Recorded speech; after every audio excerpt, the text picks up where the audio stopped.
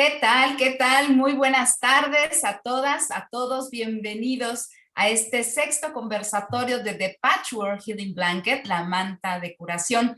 Estamos transmitiendo en vivo con una gran invitada.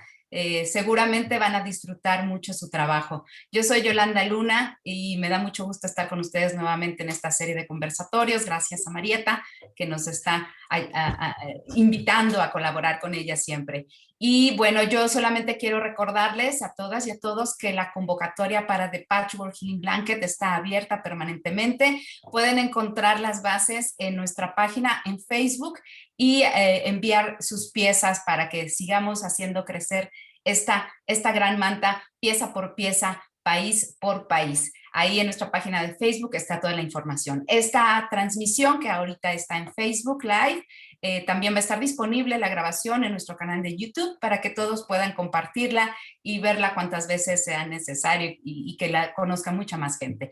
Yo quiero solamente dar la bienvenida a Monika Machon. Monika Machon, quien va a presentar en un momento más Marieta, nos ha escrito lo siguiente: me considero una artista textil en evolución. Mi madre, sus hermanas y mis dos abuelas eran consumadas artesanas textiles, principalmente por necesidad, pero también por pasión. Aprendí el cómo de coser y tejer, pero no practiqué durante muchos años. Hace unos 10 años, hacia el final de una larga carrera empresarial, comencé a acolchar como pasatiempo y rápidamente se apoderó de mi vida.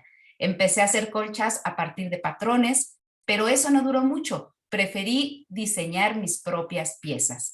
Creo que los edredones son un lenguaje universal y antiguo. Cuentan historias que nos unen y pueden traer alegría. Intento llevar esas cosas a mi trabajo.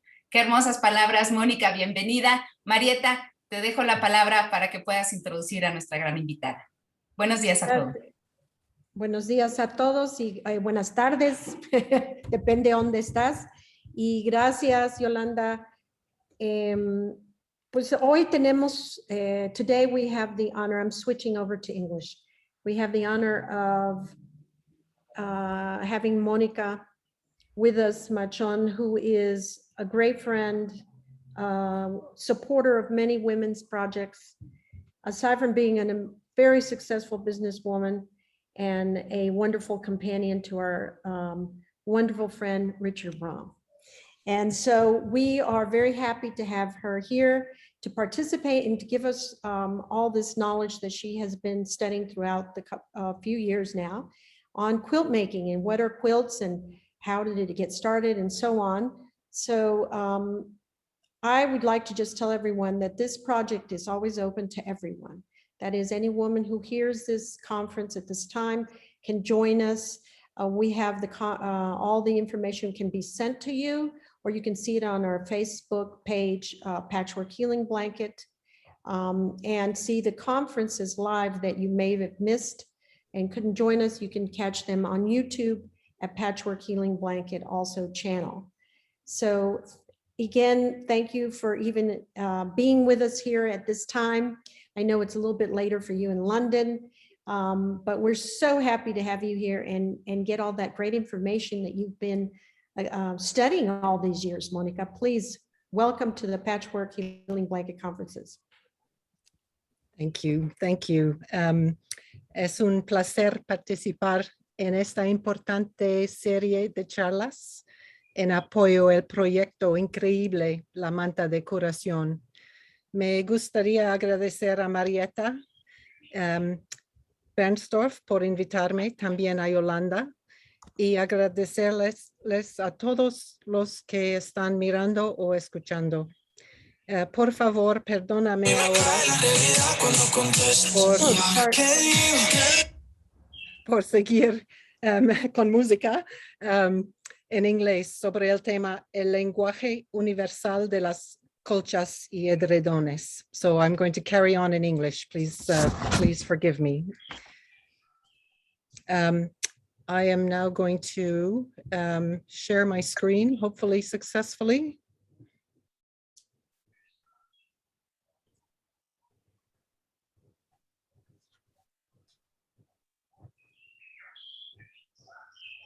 And I'll be translating some of Monica's plática the best I can. Sandra, who's with us also, can help in the English. We'll be going Spanglish, English, Spanish.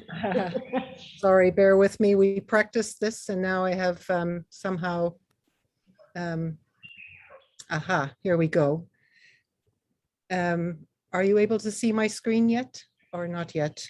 Not yet, Monika. Okay, let me try one more time. I think I had to close the other one and restart. Yeah. Can you see it now? Nope. Oh, okay. Sorry, bear with me one moment. That's what I love about all this internet stuff. It's yeah, I've missed a step along the way, I think. Yeah, well, it always happens. In the meantime, I want to just remind todas las que están aquí who's from Mexico or from visiting us from other parts of the world. We always have conferences there. Again, you can check them on the channel in YouTube. And little by little, we'll be doing, there's some in Spanish and some in English, and we hope to translate as many as we can. This project has 600 women from all over the world. So we are talking to them as we go along and create more pieces. We will be having an exhibit soon in Oaxaca, Mexico for Day of the Dead for the Patchwork Healing Blanket. And then we'll hopefully start our journey towards the United States next year. So you have time to make a piece. Okay, I Okay. think I have it. Yeah. Thank you for that. That was a nice pause, and thank you, Marietta. So I want to, my presentation is more or less in 3 parts. So I want to talk to you a little bit about what is a quilt and where did they come from. I want to then really convey to you the universal nature of quilts. You know, sometimes when we think about quilts, we think of it as being sort of a North American pastime, but actually there's a very rich history behind it and also a very universal history. And then Marietta kindly asked me to also show you some of my own work, including the piece that I was so happy to have accepted as part of the healing blanket. So, oops, now I need to go backwards, sorry.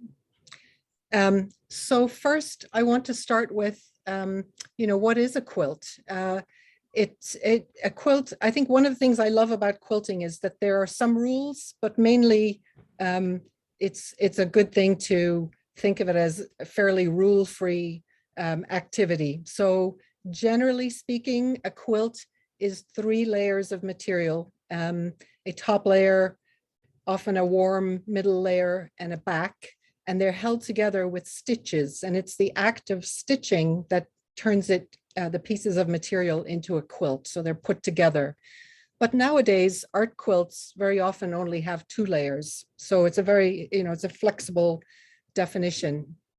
In this slide, you see some of the most famous quilters in the world, women of Gee's Bend in the southern US, quilting. And you can see that they're taking this very large 3 layers of material. They've got it stretched on a frame, and they come together as a community and chat and talk about life as they're putting these pieces of material together into a quilt.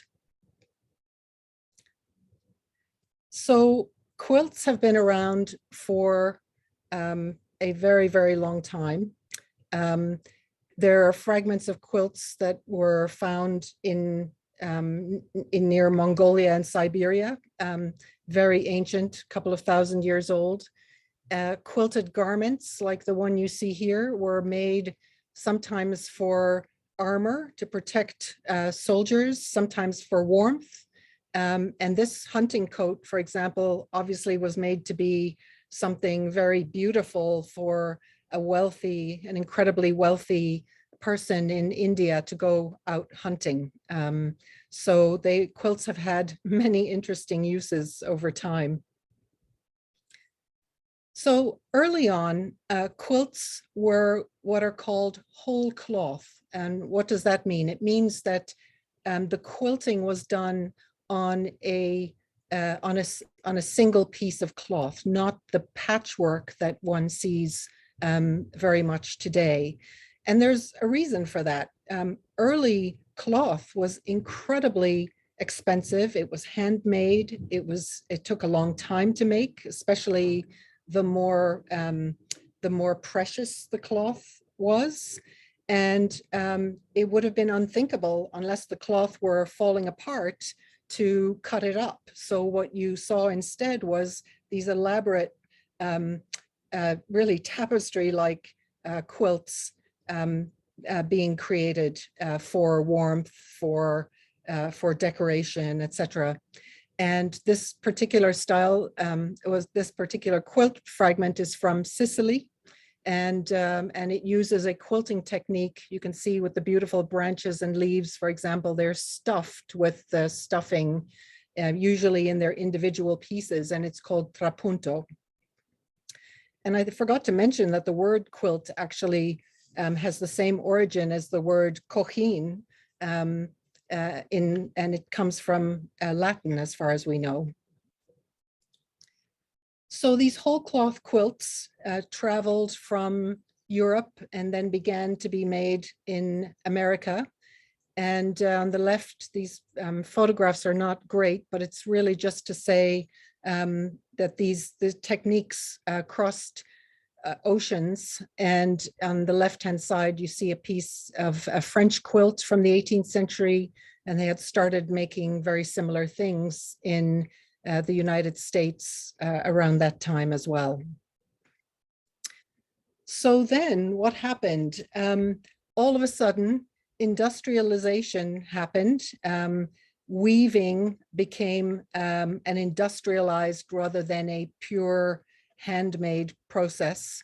And I think it's very important here to acknowledge as well that slavery had a significant part in this, because as cotton textiles were being produced on an industrial scale, cotton needed to be picked on an industrial scale. And so quilts have a very deep history in the human suffering that went into producing the cotton cloth.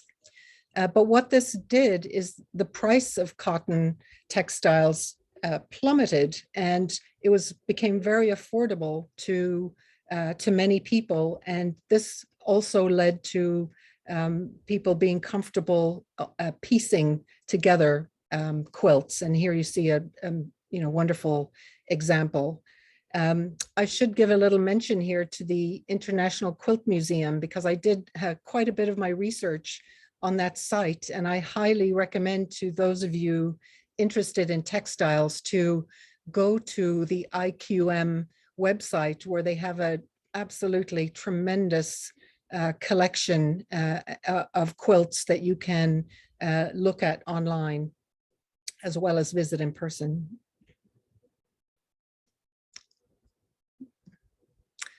As you can see, piecing became incredibly elaborate.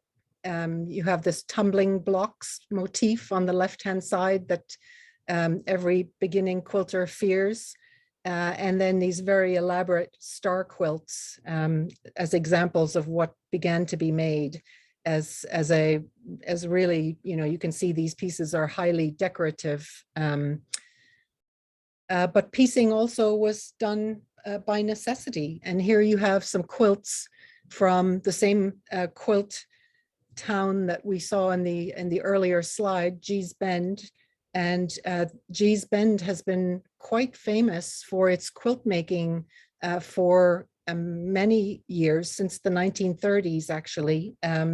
Some people thought they were discovered by outsiders in the 1960s, roughly. But in fact, they had already, their quilts were already quite well known in the US from the 1930s onward. And you can see they have a very, very unique eye. They are very graphic. And the descendants of the women making these quilts from the 30s are still making them today. And I probably will mention them again later when we talk about the African diaspora, and you know, keep these quilts in mind when we get to some of those later slides. So Marietta, maybe I could pause here if there's anything that you think might be pretty unclear from what I've said, or if you'd like first, to translate.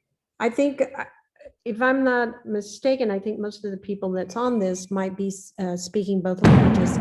But I just wanted to say a little bit about what you had said in Spanish. En Yolanda, tú me ayudas en el proceso. The aspect that Mónica, de lo que está contando Mónica, que nos parece muy interesante, es la formación de los quilts, empezando hace 2000 años en Mongolia, y cómo los fragmentos fueron encontrados ahí, que fueron muy distinto a lo que conocemos hoy en día, que ella enseña la estructura de quilts. En esa época era totalmente una tela, ¿no, Mónica? Era una tela cosida en la forma de quilts, pero era en sí una tela hecha a mano y un diseño todo en una tela, no como se conoce hoy en día, que son en pedazos de tela. También nos platicó un poquito de la producción, de cómo llegaron eventualmente a Estados Unidos y cómo influenciaron mucho las comunidades ahí, y qué implicaba cuando llegaba a Estados Unidos la construcción, ¿cómo se dice? El campo creciendo, el algodón. Mucho tiene que ir con la esclavitud que estaba pasando en ese tiempo. Acuérdense que Estados Unidos trae esclavos, trae gente de África y trae mucha gente que se empieza a ser parte de toda una estructura que empieza a sembrar el algodón, y ahí empieza la construcción de las telas y de lo que se llama piecing, que son pedazos de telas unidas. Y vamos viendo, yo creo que ahorita en su plática, cómo ese piecing va cambiando dependiendo de qué cultura vienes.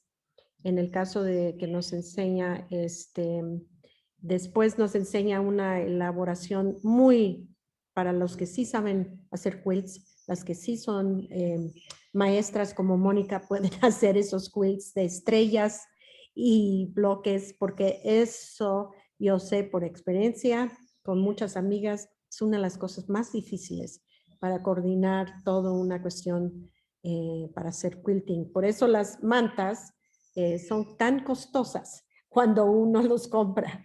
Al final habla de piecing con las mujeres del Gibbon, del estado de Alabama, que son de descendientes de esclavos de Estados Unidos, y desde los 30 ya fueron conocidos, no fueron solo en los 60 cuando empiezan a conocer de ellas, pero realmente ya tenía, mucha gente quería sus piezas ya antes, y vienen usando telas recicladas, específicamente los jeans en esa época.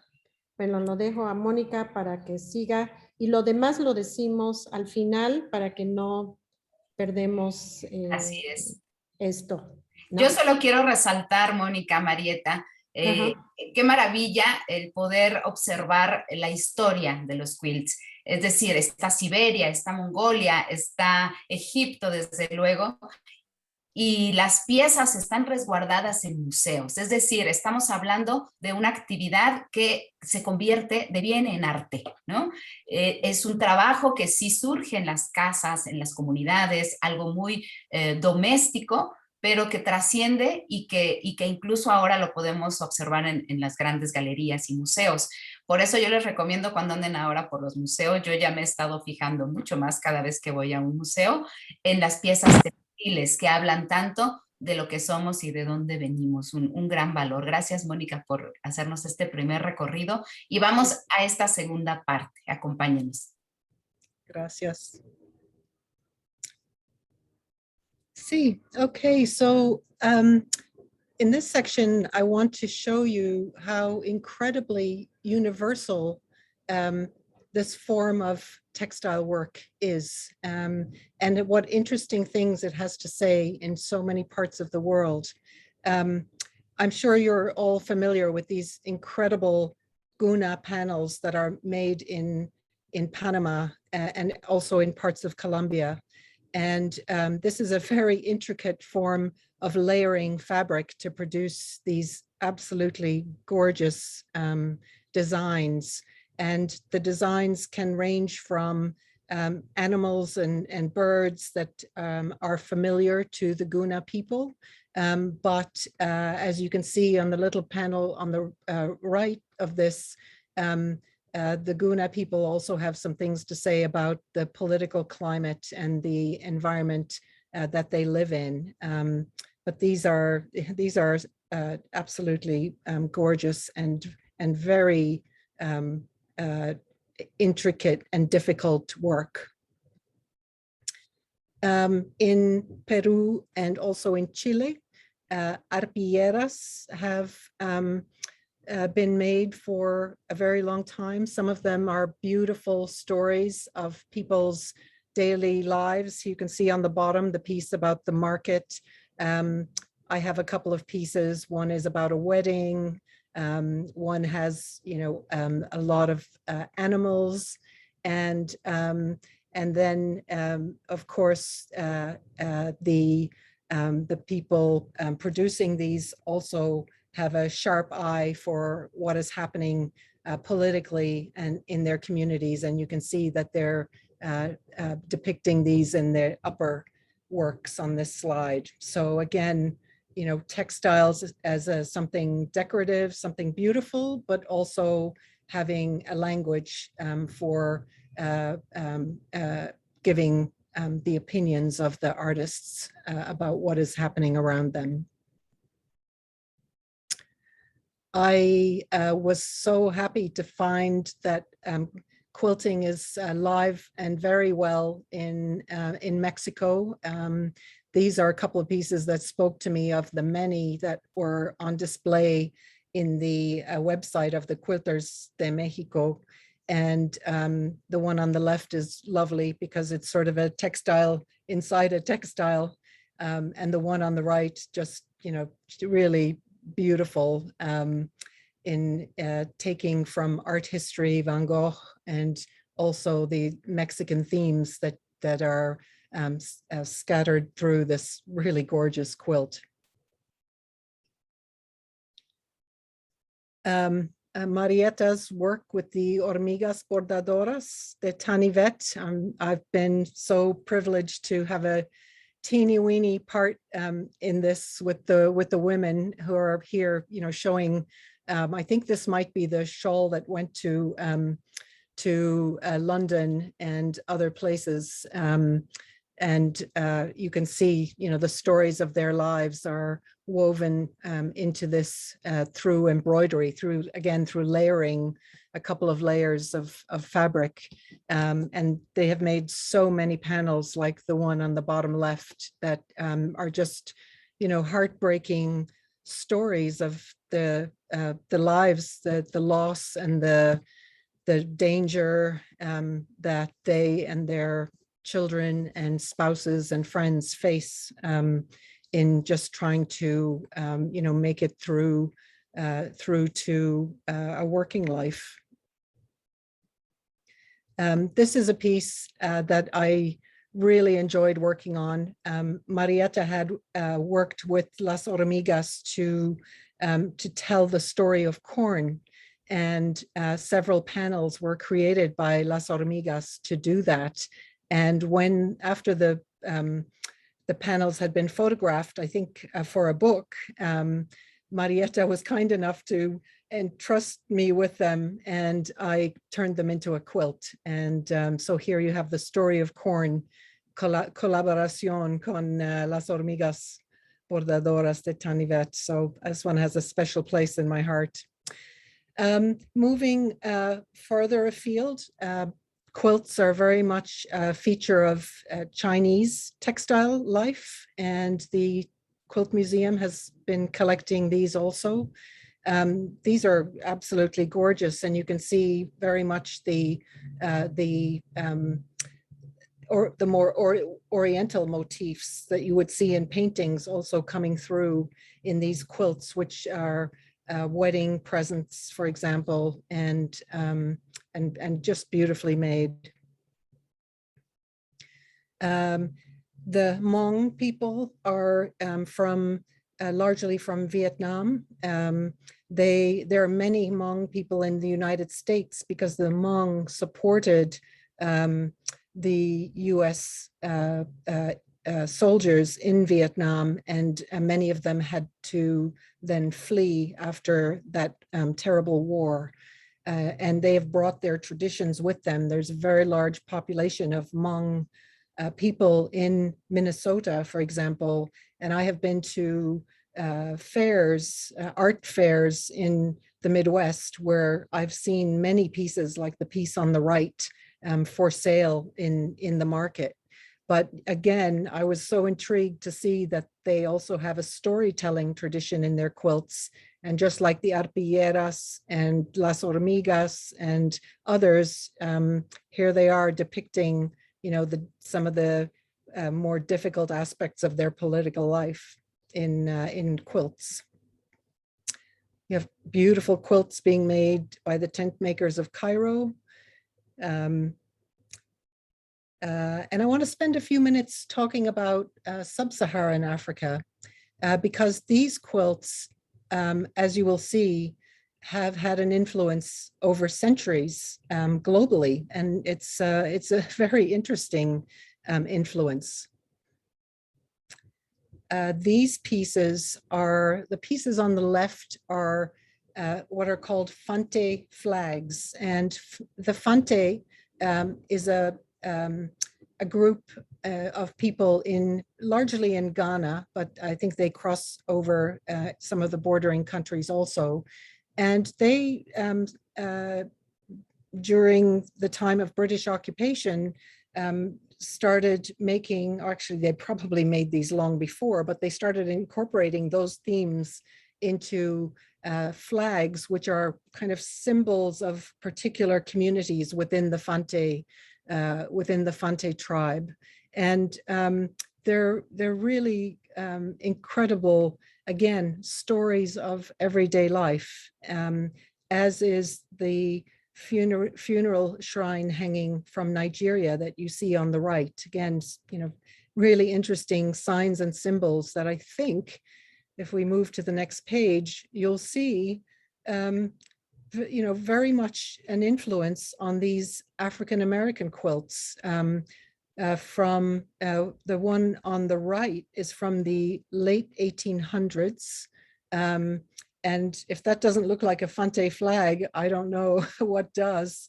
And equally, a very famous quilter working in Alabama depicting Noah's Ark, and she depicted many biblical scenes, very much reminiscent of the African quilts from the west coast of Africa. This quilt was made in India, and the community making these quilts is also very interesting. It's a community of people called the Sidi, and the Sidi are descended from African migrants, probably from the eastern side of Africa to what is now Karnataka in India. There are Sidis in Pakistan and other parts of India that are more likely to have been the descendants of people who came as sailors or mercenaries, but the Sidis of Karnataka were probably descended from African slaves. And their quilt technique is very, very unique. And you can see just a gorgeous example here. And I'll talk a little bit more later about the interesting method that's used to make these quilts. And within the United States, you have other groups that have adopted quilting as an expression of their own culture. Particularly beautiful examples of quilts in Hawaii, some in the flag tradition again, like the example on the right, and then this incredible applique, reverse applique, which is also what is used by the Guna community that we saw earlier. But these are very elaborate, often very symmetrical and very graphic quilts. You see a quilt like this, you can almost be certain that it was made in Hawaii. And Native American groups have adopted quilting. There's some gorgeous examples of star quilts like the buffalo quilt here on the bottom that are very often made by women in indigenous communities and given to either their graduating children or people who are having a child or getting married. These are very celebratory quilts, but they also have a story to tell about the culture and the community. And up above is an example of what has become very usually commonly referred to as Seminole piecing. Again, just beautiful, often incorporated into clothing, and very elaborate piecework, and very unique in its colors and designs to the Seminole people. So again, I'll pause here before showing you some of my quilts and talking a little bit about how I got into quilting and how it's evolved. So I don't know, Marietta, if you would like to add anything, I'll just pause a little here. Adelante, Marieta, o tal vez... Yo creo que debíamos enseñar las imágenes porque si no son muchas, ¿no? Tiene unas piezas magníficas. Yo ya quiero ver el trabajo de... Digo, para regresar a... Solo voy a... Yo creo que lo mejor, lo que les quiero decir, es que regresemos después cuando termine ella, porque son muy elaboraciones y podemos regresar el PowerPoint y hablamos un poco de las piezas con ella. Fuera mejor que yo te diga todo lo que acaba de decir, porque sí es bastante información y para no perder el tiempo, dejamos y regresamos cuando termine la plática, regresamos al PowerPoint y vemos las cosas para los que entraron más tarde, ¿no? Sí, súper. Adelante, Mónica, muchas gracias. Okay, gracias a ustedes. Oh, actually, I did want to linger on this slide for a moment. I just looking at this and thinking, Mexico is responsible for my quilting story because I quilted very briefly as a young professional woman, and then I stopped because of my work, and I was busy with life. And about 10 years ago, I saw that the American Folk Art Museum in New York, where I was living at the time, had a class called Make a Frida Kahlo Quilt. And I thought, wow, that is the class for me. And so I went along. It was all done by hand, and we were given the center panel. So I did not draw this center panel, but we were given a panel depicting La Frida, and we could choose the material to put around it. And I had so much fun making this quilt that I started quilting as a hobby. So this is the little quilt that started it. So I started quilting. You can see a younger version of me here at my sewing machine, and the quilts, particularly the ones on the right, are, as you can see, quite rooted in tradition. The quilt that I'm holding in the picture is made from a pattern that that I found in a book, and it was kind of a beginner-friendly pattern. And this is still one of my favorite quilts because it was one of my first. And so I, as you can see, starting in tradition. Then, the Mexican influence here continues. I bought these pieces. The central piece of every square in this quilt is a panel, an embroidered panel that I bought in the Mercado de Artesanías in Oaxaca.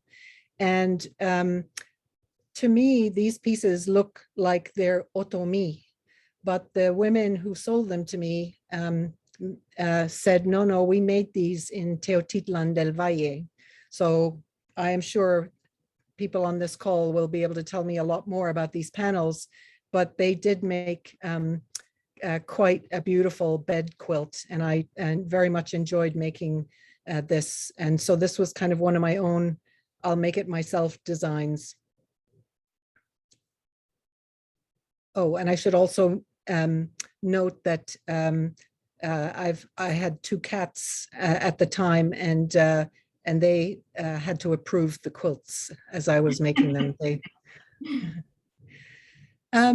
So I started breaking away from tradition to improv. While we were living in New York, Occupy Wall Street was happening, and it was actually happening very close to where we lived.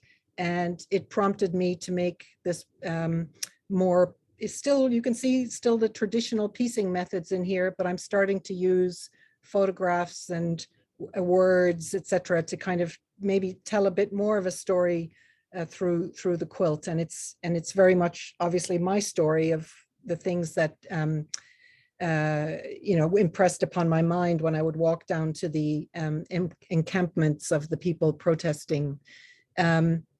The quilt on the right, the far right, is made from cloth shopping bags and pieces of material. And so you can see I'm starting to experiment as well with reusing materials and creating a much more free form kind of quilt. This quilt came about because my cousin, who is my sister in sewing, we have a grandmother who was a seamstress, and we share a passion for sewing. She makes clothes and I make quilts. And I lived in Africa as a girl, and so she knew that I loved African textiles. And she gave me the kind of yellow and gold and blue and red strips. She gave me a fabric that I made these strips out of. But I didn't have very much of the fabric, and I wanted to make a quilt. And so this, much more different quilt emerged as an early use of African fabrics in my quilting. The quilt on the right is made also from a panel of really beautiful African fabric that I quilted. So, as time went on, I started experimenting with different forms and shapes and different ways to incorporate this beautiful, colorful fabric into quilts. And the quilt on the left, I actually I was asked to replicate the style and make a quilt kit that's available at an African textile trading company here in the UK. And it's the quilt reminded me of the baobab trees that are indigenous to northern Ghana. And so this is my baobab tree quilt. You can see this theme there are a couple of themes running through this. One of the African fabric still very much present. Fairly traditional triangle piecing on the left-hand side, and then me sort of breaking out of it to more improv triangles on the right.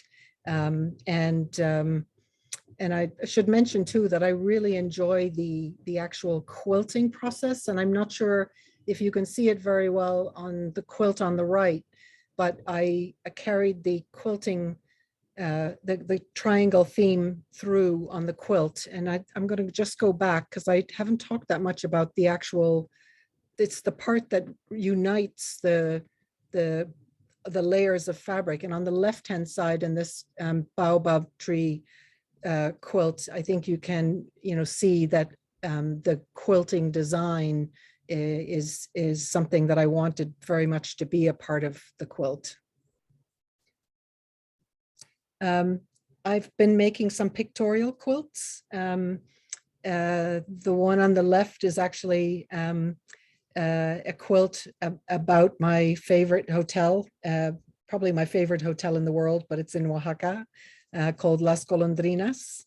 And the quilt on the right was a commission for some friends who are in Ireland. They wanted something, they love gardening, and they wanted, and they think about the crows that fly over their house in the mornings and come back in the evenings. And so I tried to incorporate that emotion and connection to the quilt.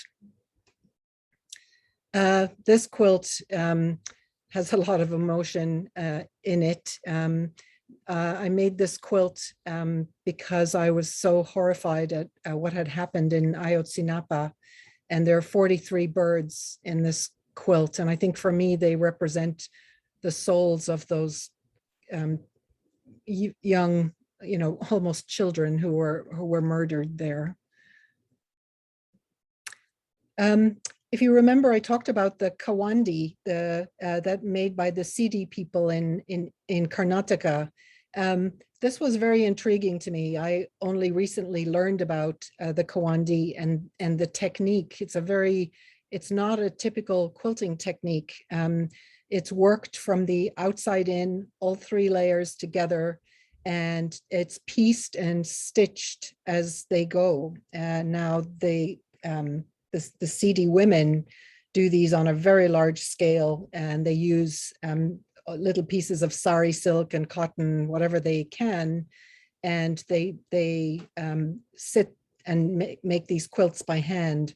I wanted to do it by machine, which is how I do a lot of my quilting, but I wanted to show you kind of how this process starts and what it looks like when it's finished. You really, the little piece in the middle, that little blue rectangle, is where the stitching and the piecing end at the same moment. And it's actually quite a wonderful moment when you get into that center of the quilt. And here are some of the CD inspired quilts that I've made lately. They're small, they're really fun to make, and you can see I've put my African fabric into these also. These are some of my works in progress. I'm experimenting with some new sort of graphic optical techniques. And then finally, I do want to show the panel that I made for the Manta, the curación. Often when I'm quilting, the ideas sort of come to me, and I'm sure the artists among you will have experienced this. I think about, how am I going to do this? What am I going to do? Nothing comes into my mind for a while.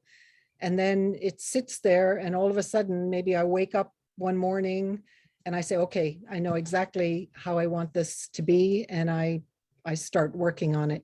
And this one, I wanted it to be very graphic because it was going to be, a panel in something larger. I wanted it to convey immediately that there's something wrong here. And I think the bird can be a messenger. I think a lot about nowadays how we have destroyed so many birds even in the last couple of decades. Some bird populations here in the UK, like seagulls, are down by half. And so we have a very strange relationship with birds, and we don't know that much about them. They're so beautiful and they bring so much joy. And at the same time, they're almost invisible to us. And in a way, that's how I was thinking as well about, these horrible acts of violence against women that are happening amongst us every single day. And yet they're either invisible because the women are silent, or they're invisible because we can't see it for other reasons, or in some cases, maybe don't want to see it. And I hope that some of that is conveyed by this panel. So thank you very much for allowing me to show you some of my work. Monika, let's, do you want to go ahead and just show the other ones? And then Sure. we'll go backtrack and let people ask you questions and we can go to those sections? Yeah, absolutely. I'll just I'll show some contemporary quilt artists working today. A very small selection. There's so many amazing quilt artists, but here's a few that I find quite interesting. Bisa Butler, I mean, oh wow, what can you say? Her quilts are absolutely incredible. She studied art, which is evident. She studied, I'm now forgetting which university, but she studied with, very importantly, African American art teachers at her school. And you can see this gorgeous fabric that she's bringing into her art. The pieces are absolutely stunning. This is a quilter I really love. I've been taking Zoom workshops from him for a number of months now. He goes by the name of Joe the Quilter. He creates very interesting pieces. They have a lot to say. And this one is about some of the fires that were raging in the American West. So it's really about climate. It's about, you know, the loss of life and land to these forests, to these fires. This quilt is by an artist called Faith Ringgold, who had an exhibition here in London a couple of years ago. She's been working for a really long time, and the story of how she became a quilt artist as opposed to maybe what a painter is because she said she wanted to work on really, really large panels, and she could not handle the panels herself that were the size that she wanted to work in. So she decided to start working on cloth, and her pieces, you know, really should have a look. They're just amazing. And here again, you can see the stories of lives, joy, pain, everything on cloth. Young man in the American West. He may be living in California now, I don't know, but he started making very large pictorial quilts. You know, here he's got some very much rooted in the traditional style, but he does a lot of portraiture on top of his quilts, and they're incredibly beautiful. He works a lot with found materials. He goes to charity shops and comes out with cartloads of clothing, which, you know, abandoned clothing, which he then turns into these stunning quilts. And here's somebody I had to include for sheer beauty, a Japanese quilter, Noriko Endo, doing just, you know, doesn't that just make your heart sing looking at her depiction of cherry blossoms? So maybe that's a nice note to end on, Marietta. Okay.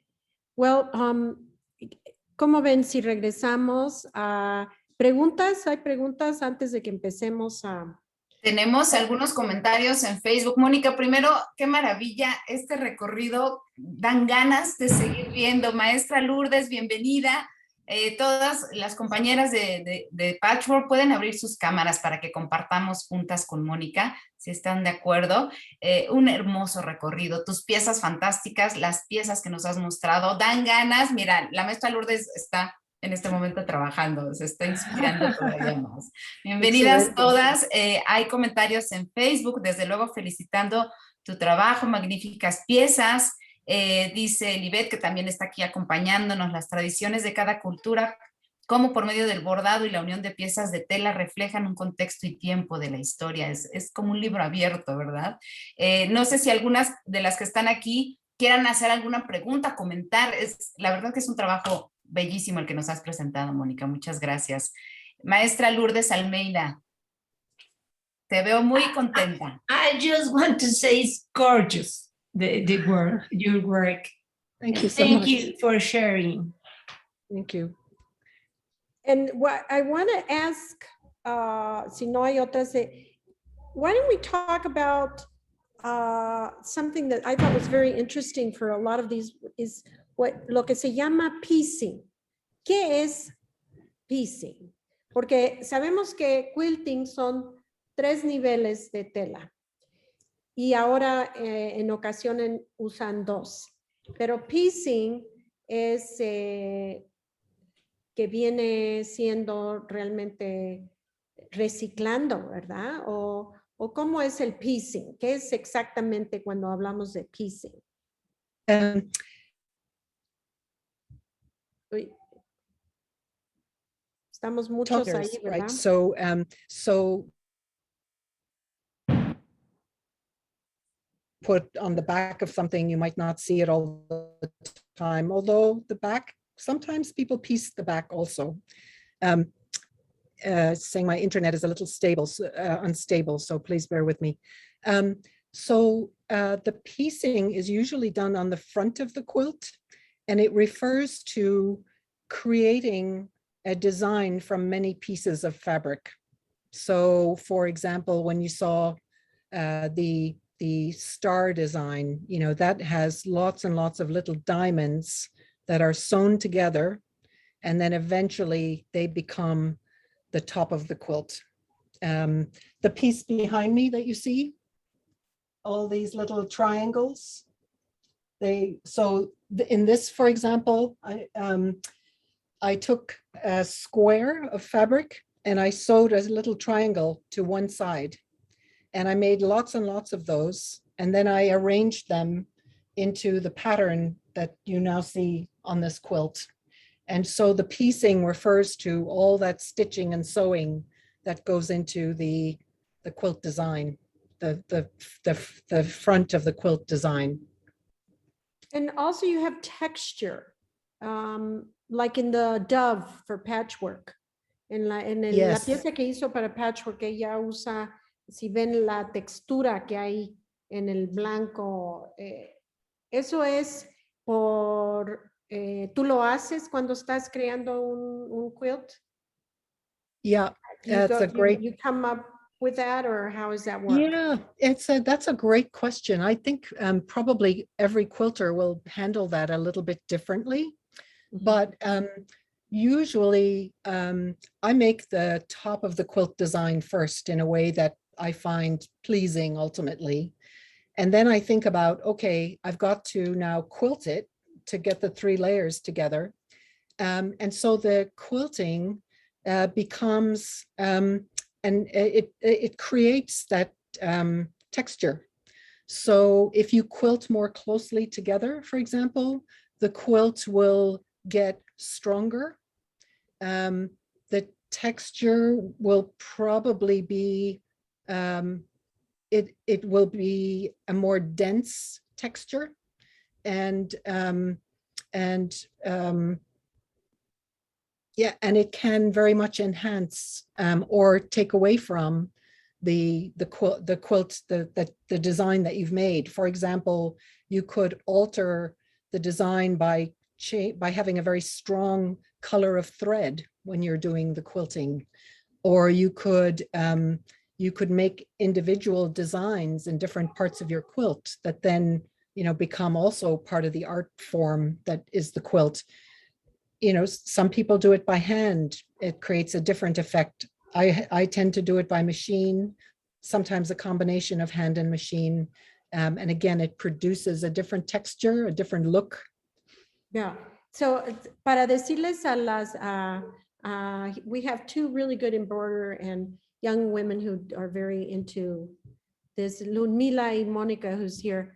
Entienden que ella, algo interesante es esa textura que usa dentro de sus telas, no solo los pedazos, pero hay como un hilo, hay una estructura, chicas que ven, que es como, puedes diseñar solo con hilo. Incluso en la pieza, Marieta, Mónica, es blanco sobre blanco, que es todavía más hermoso, ¿no? Porque la textura está ahí, pero los colores son los mismos. Es de una fineza, de una sutileza hermosa.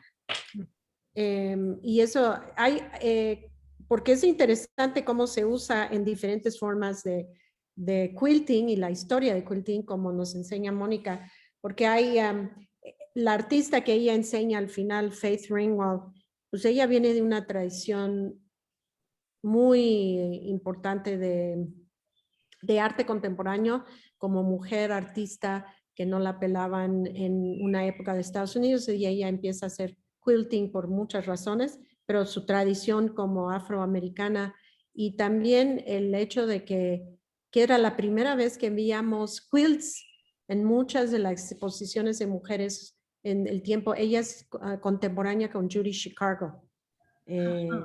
Tenemos una pregunta aquí en el chat del Zoom, pero la tenemos aquí en vivo, mi querida Tatiana Parcero. ¿Cómo estás, Tatiana? Hola, bienvenida. Tatiana quiere hacerte una pregunta, Mónica. Hi, Monica. Beautiful, amazing work. I really, oh my God, it really blew my mind. I really feel connected with your work. And I would like to know, first of all, how big are your pieces, or to have an idea of the dimension of them? Yes, I'm going to be very bad because quilters often think in inches and yards because that's the tradition. So Okay. my quilts range from this size, which maybe is about 55 by 50, 60 inches. You saw the one with that the cat was lying on. That's the size of a large double bed. Right. So my early quilts tended to be very large, and my more recent quilts are tending to get smaller because I want them to hang on a wall. So a lot of quilters who are selling their work in the US, contemporary quilters, they will tend to work in maybe 72 by 72 inches, something like that. Mm-hmm. Some obviously larger, like Luke Haynes' work is much larger. Right. But it's quite variable, but I think something that makes an impact on a wall, like a big painting. Okay, and I have another question, because I'm Mexican, but I live in Argentina, and I don't know if you are familiar with the work of a couple that Chacho and Giannone. No, I'm going to write it down. This couple of artists made, they are amazing, and they work with fabric, with serigraphy, and with quilt, but also sewing. So what will be the difference between working with sewing, just sewing, and quilt? Or how can you catalogize these works? I mean, in quilt or in sewing, or textile? I mean, it's very, very open, right? So how do you describe it? Yeah, it's a great question. And I think they probably have university courses on that topic. So it's a super question, because there's a lot of debate, in the US, for example. People have for the last century or so very often thought about quilts as a functional item, right? And it's considered women's work, right? So what Joe the quilter will say, for example, is he's in a women's profession, and he feels that because women give away their work, and he's trying to sell his work as an artist, so so I think it's an interesting commentary on quilting. But there's I think a very strong progression now to what some people call art quilts. And you've characterized it's Chacho and Giannone. Giannone, yeah. Giannone. So let me write down. Yeah, thank you. So people sometimes use photographs. They can print them onto cotton. You can do that with a printer now, and that could be part of the piecing. That makes one layer of the quilt, and then the stitching can be an enhancement to it. And in fact, as a technical matter, when you're making a quilt, you don't even have to do very much stitching. You only have to hold the 3 layers together. It can be with knots, and that's still considered a quilt. So I think what I love about quilting is you can make it your own. I think of the work as art, right? So all the pieces that you saw from the different regions of the world that I was showing, some of them are functional, some of them are sold in the market to raise money for the community, some of them are telling the story, but to me, they're all art as well. Yeah. You know, they're kind of the fusion of art and artesanía.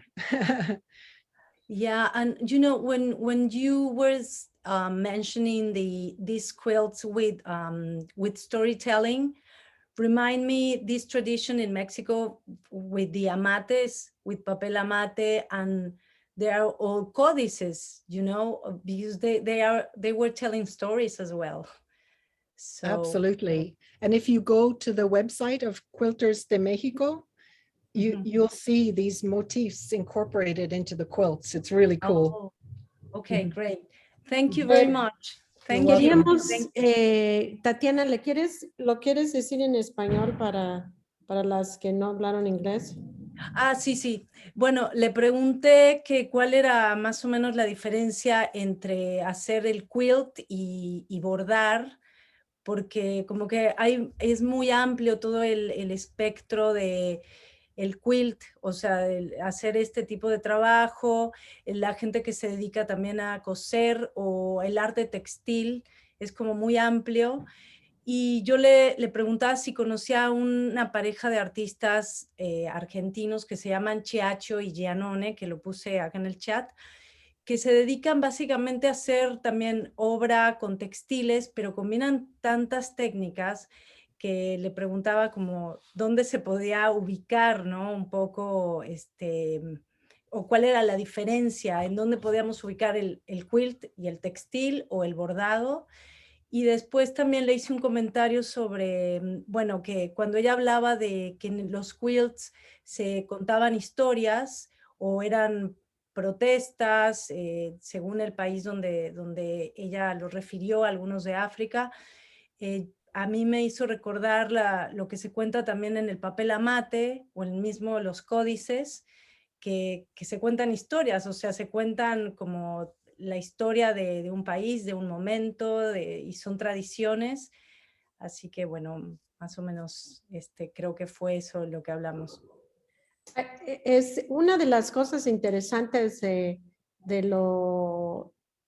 la tradición de textil, es que se va transformando y cambiando mucho dependiendo de los curadores o quién está encontrando, descubren algo que, bueno, en el caso, por ejemplo, en México, tenemos mucha tradición en Chiapas, Oaxaca con los textiles y realmente están relacionándose con una historia de mujeres globalmente, no como lo que estamos viendo, aunque hay quilters, ¿no, Mónica? Hay quilters que son hombres, pero en realidad la tradición viene del hecho de que las mujeres no podían salir, como en todos los países, estaban muy unidas, trabajaban juntas. Eso pasa en la India, pasa en África, pasa en Estados Unidos y pasa en México. Y el desarrollo del textil y cómo fue cambiando, que traen pedazos, o como Mónica, miles de años from now, vamos a ver su quilts y el hecho de que llevó esas piezas de México a hacer su quilt en Londres, alguien va a decir, ¿no? Esas son las cosas de cómo el textil fue como viajando un poquito en ese contexto. I wanted to tell you, Monica, Tatiana is a very well-known Mexican photographer. But that fantastic. has also participating in the Patchwork Healing Blanket. For her work, you'll have to look up her artwork. And here we have Lourdes, who's a gran maestra, also the only one that really knows about textiles in our group. That is the gran maestra Lourdes Almeida, textile artist, photographer, multi-talented.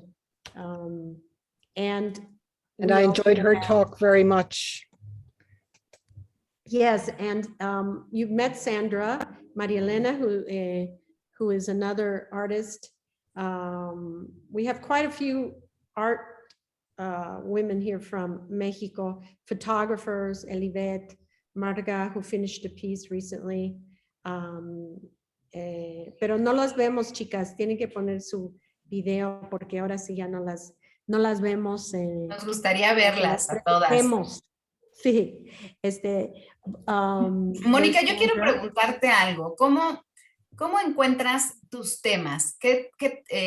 Vimos ya una serie de temas relevantes, sociales, obviamente sobre las mujeres, sobre la paz, sobre la violencia. ¿Cómo encuentras tus temas? ¿Cuáles son tus temas más importantes, que te son importantes? That is such a wonderful question. And I have to say, I really struggle with this as an artist. You know, it's like, what do you want your work to say is always a very difficult question. Sometimes, like the Ayotzinapa quilt, you know, it's an event that just really kind of makes me feel very emotional, and I want to somehow show that in the quilt medium or in the textile medium. And so in a way, that's kind of an emotional response to an event. So some of my quilts would represent that. The quilt that I did about Occupy Wall Street, you know, that also was, I was hearing the drummers playing and seeing the encampments and wanting to somehow bring that into the work.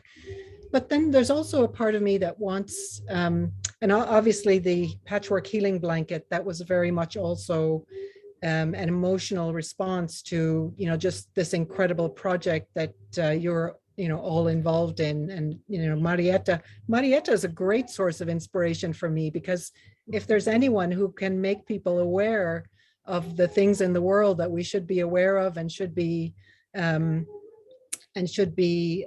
know, doing what we can to make better, it's Marietta. So you know, it was a great opportunity to really kind of, again, bring some of my artistic sensibility to that dove with the blood coming out of its mouth.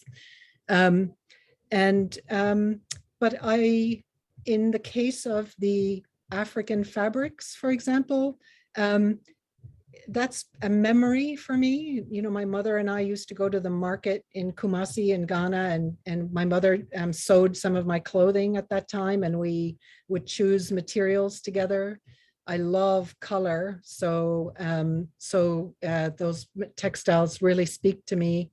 And so I also want to bring some beauty into the world. So it's not all of it. Sometimes my response to something terrible is to produce something beautiful and make sure that we don't forget that there is that side of the world that also has a healing capacity.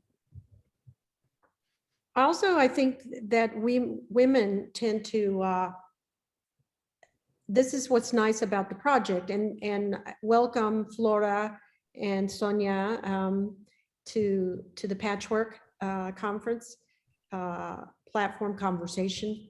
Antes que pasemos la palabra, solo muchas gracias, Mónica, por el comentario. Efectivamente hay una respuesta emocional ante la tristeza o la violencia, y tú lo dijiste en tu statement, ¿no? Llevar alegría, eso quieres hacer con tu trabajo, llevar un poco de paz, y eso es la manta de curación, es sanar a través de sublimar esto en las piezas que participan en el proyecto. Sí, Marieta, adelante, creo que alguien más quiere comentar. Sí, I'm just saying for Flora, who's here, you must be one of her quilter friends. Yes, absolutely. So nice to see you. Thank you. Nice to meet you. And Sonia, who's your neighbor. Most of the things that we're finding out that is so fabulous that we're looking in your conference, Monica, is that whole thing about how this tradition has just been coming for centuries, and women still do it. And we do it in all different forms, however can, like the tiny vet ladies that do a little bit like the Alabama ladies, you know, recycling materials, telling their story. But that's the part that's so beautiful about textiles. And I'm, you know, we're so grateful to all the women who are participating in the patchwork, making pieces for the patchwork in any way that they can. There's some, obviously, grand artists like yourself who are using a tradition of textiles, but there's also women who are doing photography, printmaking, but we're still in the textile mode of, it changes when you use the material, cloth, it changes your process of thinking about the image, maybe a photographic image, or the actual painting. I mean, it has a different context once you put it on cloth. It comes with that huge tradition that you just showed us. Yes. Which I find really interesting when I look at artists who are working with cloth in particular, you know. Yeah. I mean, I'm sure you've seen a lot of exhibits at the Grand Museum that you have there in textile in London, right? Yeah, absolutely. Yes. A lot of that concentrates on UK textiles. Although having said that, I was able to visit their archives a couple of years ago, and I saw some beautiful Mexican textiles that they have not on display, but in their warehouses. But I think what you're saying is really important, Marietta, because textiles are perishable, right? So in a way, what we have is the tradition carried forward. You know, I'm not an expert. I've been fascinated to learn about these traditions, but you know, it's likely that, you know, the women who are making the sidi, the kawandi in India are carrying forward ways of working that people in their communities have been doing for way longer than we know, because the work is, you know, disintegrated. Right. No, I think that's fascinating. That's what's up. And Florida, Sonia, is there any questions that you would like to ask in English? We go back and forth, so. Hey, thanks for the invite, Monica. I'm so You're glad so welcome. I joined in. Yeah, the information has been amazing, and just to see the different influences. I didn't realize this was an ongoing project. That's why I was asking on the chat whether, you know, is it too late to join? And Yolanda said it's not. So yeah, if I can join, I'll be happy to, you know, get the details and participate. Yeah, and if I can help you in any way as you're going through that process, please let me know. I will do. Yeah, and my journey has also been, interesting, because I mean, I'm originally from Kenya and I live in London, the UK now. But I lived in the US for a bit, and that's where, it's funny, I came across quilting, but I didn't engage with it because I was too busy in my studies. And then I came to the UK and went to a textile, what is it called? A shop, a haberdashery, we call it here. Yeah. And I took my first quilting class. This was about maybe 5-6 years ago. And now, you know, I got hooked. And it's exactly as Marietta was saying, one of the things, you know, it's just the love of fabric and everything. But once I got into it, because, you know, in my work, I do a lot of human rights, immigration, and social justice work. And I just find with quilting, you can bring all these stories together. And the more I got to learn about quilting, I've just found it's fascinating now, not just in terms of the art, the textile, but bringing people together and telling stories from all over the world. Yeah, well, I think it's, well, just to let you know that the patchwork is always open. It's never stops. It's always open. So the more we have 600 women now, but we keep growing. Each woman has a story to tell about violence. It's violence towards women, children, and Mother Earth. So you can make a patch, and we'll send you the information for that so that you can participate. But the stories that everybody has, you know, what they've experienced or what they see or what they want to talk about is what we're getting from all over. They're quite amazing. When you look at our page and see some of the pieces. Also, so yes, we can send that to you. Monica can give you our email and we'll send that to you, Flora, so you can join us, because I'm sure you have a lot of stories you can tell us in the patchwork. And Flora, I'll connect with you on WhatsApp, and then we can share information and make sure that I introduce you to Marietta and others. Yeah. Thank you. I'd love that. Thank you very much. ¿Hay preguntas, chicas? ¿Alguien de ahí que quiere preguntar algo en español? Ahorita es el momento. Anímense, anímense. Mientras tanto, les recuerdo a todos los que nos están viendo y también en el chat y en la página está publicada la convocatoria, porque sí, efectivamente está permanentemente abierta y esperamos su participación y sus piezas. Adelante, Eli, Márgara, Ludmila, si quieren hacer algún comentario, hablar sobre su trabajo también y comentar lo que nos ha presentado Mónica o para hacer alguna pregunta. Adelante. Yo voy a hacer una pregunta. I'm going to make a question. I don't know if I want to speak very good English, but I'm going to try, okay?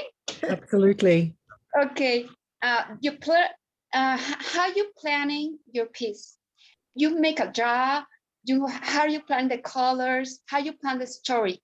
For the people like me, like I want to start a piece, for example. You start with a draw, you start with a sketch. How do you imagine your final pieces? Yeah, super question. It's a super question. Every quilter is different. Some quilters start with a drawing. I more start with an idea, and I like mixing colors together. So I will play with the cloth more than I will play with a drawing. Some quilters very much start with the drawing. Flora and I know a wonderful quilter here in the UK called Jenny Haynes. And Jenny Haynes, she and I laugh about this because I'm what I call an improv or improvisational quilter. And she makes her designs on an iPad using software, and then she will design it with particular shapes, and she says she will know what her quilt is going to look like before she starts. I am the opposite. I won't know what my quilt is going to look like until I'm finished. But more and more, I have to say, I'm trying to do more repetition so that I get, because I'm learning that sometimes it is a good idea to have a sketch. Sometimes it is a good idea to do color experimentation on a small scale before you go to something very big. But I still tend to be a little bit more, my quilts are a journey rather than, an already known quantity when I start. Does that make sense? Yes, thank you. Congratulations. It's a beautiful, beautiful work that you have. Thank you so much. You. Thank you so much for listening. Thank you. And for your question. Okay. María Elena, ¿tú tienes algo que quieres decir? Pues estoy fascinada con el trabajo, todo esto es nuevo para mí y bueno, pues no tengo preguntas, solamente felicitaciones y me ha parecido maravillosa la exposición. Felicidades, Mónica. Gracias. Muy amable. Chicas, ¿hay otras preguntas? Adentro, pues everybody I think I think what's so wonderful about looking at your again, at your work, well, I've seen the progression as you've done your work, porque ha visto Mónica cuando empezó y cómo empezó a hacer muchos cambios en su trabajo personal. Y me encanta el de Yotzinapa and the Occupy America. I think it's very interesting pieces that that's what quilts can do. You can do something beautiful that you want to lie with, and then you can make another piece for the wall that's very political. And you can alter that. And no one says, like in painting or photography, oh, why are you changing your subject matter? In cloth, you can do that. So it makes it easier. You can get political, but not. Yeah.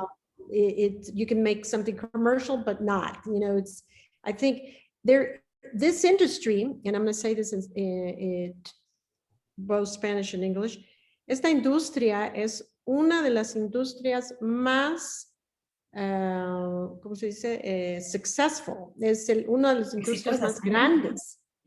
Si tú investigas la industria de patchwork, de quilting, las conferencias, todo, especialmente en Estados Unidos, estamos hablando que es una industria de billones de dólares.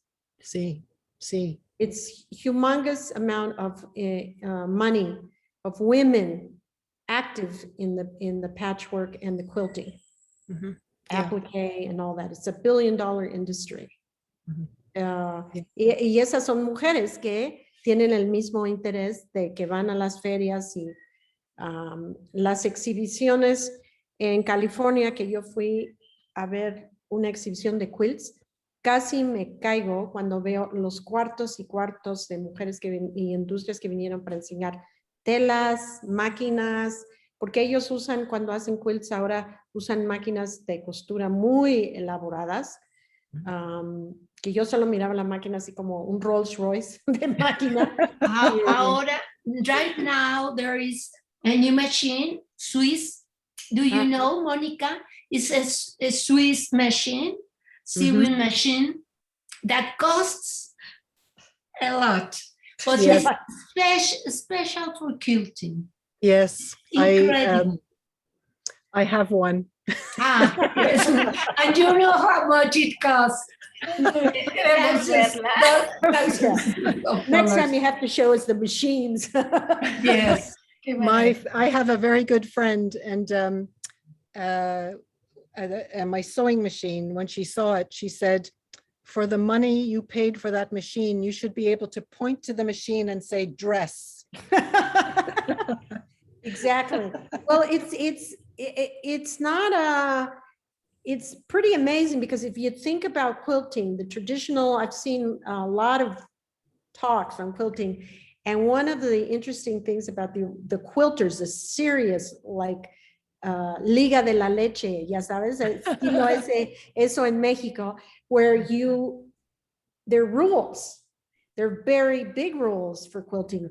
If you don't do it by hand, if you don't stitch it a certain way, if you don't put it in, I mean, they judge you for doing it by hand, and then they judge you for doing it by machine. There's different areas in quilting and patchwork and so on. I mean, those of us who are renegades call them the quilt police. The quilt police, exactly. Porque sí son I do. Yeah, if I may say, I want to emphasize, though, the equipment does not make a difference.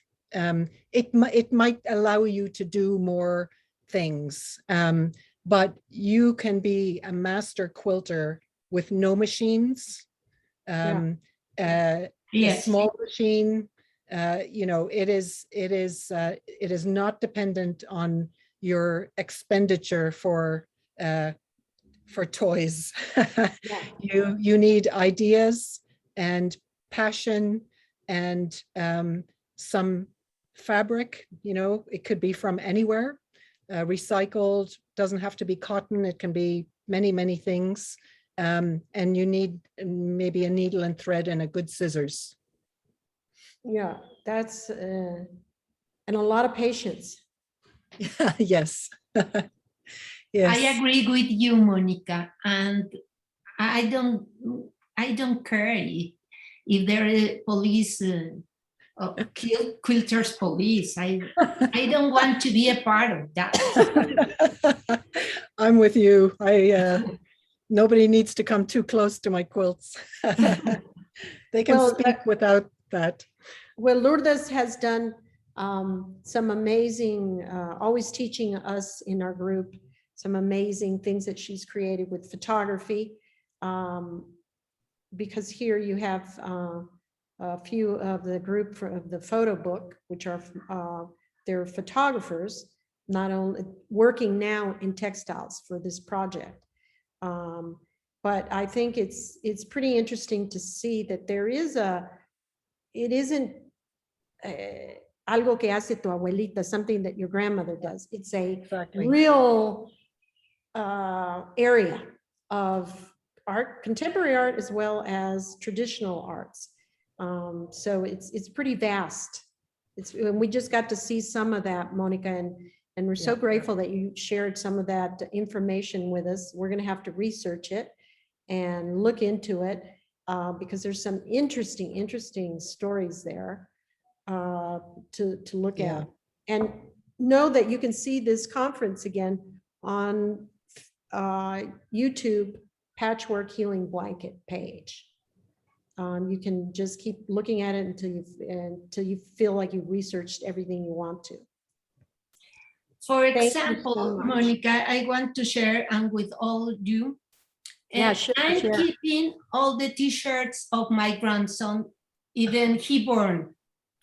And I'm going to keep his favorite t-shirts in a quilt. Perfect. I'm keeping that since he burned. Oh wow! I can't wait to see the finished piece. Yes, I am anxious for beginning, but I have to wait a little bit. Yeah. Oh, beautiful. That's a beautiful thing to do. Yes. Super. And you know, there's a lot of women who did muchas de las mujeres trabajaron en ese estilo. I want to say patchwork and piecing and all that has been worked on a lot in Mexico. I think I mentioned that to you and Richard. Que en México hay una tradición que usaron las mujeres, especialmente lo descubrí aquí en Oaxaca cuando estaba haciendo la investigación, que las mamás antes del poliéster, ¿sí?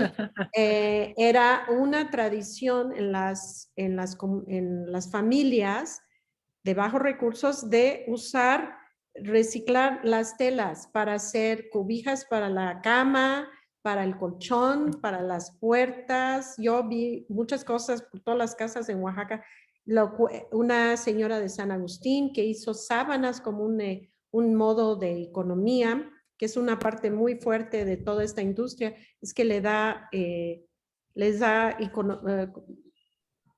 dinero a todas las mujeres. Ajá. Y esto, ellas, la doña Olivia, que es la que entrevistó aquí en Oaxaca, en San Agustín, hizo sábanas y todos le traían su pedacito de telas y ella armaba todas las sábanas a través de pedacitos en pedacitos. Era como una forma de economía. Y eso es muy interesante, que sí hay una tradición, no es igual a la tradición de Londres o de Estados Unidos, pero sí tiene México una tradición muy fuerte con lo que se llama patchwork y reciclado y todo esto, esta otra de piecing. Sí. Porque el quilt realmente es recién llegado. I would say, bueno, desde que empezaron a llegar a los americanos, empezaron a vivir mucho en México, empezaron a difundir toda esa información de quilting que tienen y está por todos lados, especialmente comunidades religiosas. Han hecho mucho ese push de enseñar a las mujeres cómo hacer quilts, que vienen a hacer la cuestión evangelista, por decir así, ¿no? Han venido y enseñan y hacen y promueven, y hay muchas mujeres que ya están desarrollando todo ese lenguaje en México. Sí. Yeah. I didn't even talk about the Japanese patchwork tradition, which came from necessity, you know, having to make your garments out of El pieces boro, el of boro. boro. Exacto. Yeah, that's beautiful. That is a beaut. I mean, just like they I are. love the boro. Yeah, And the me too. sashiko. I love it. Yeah. It's fantastic. Sí, es una tradición increíble.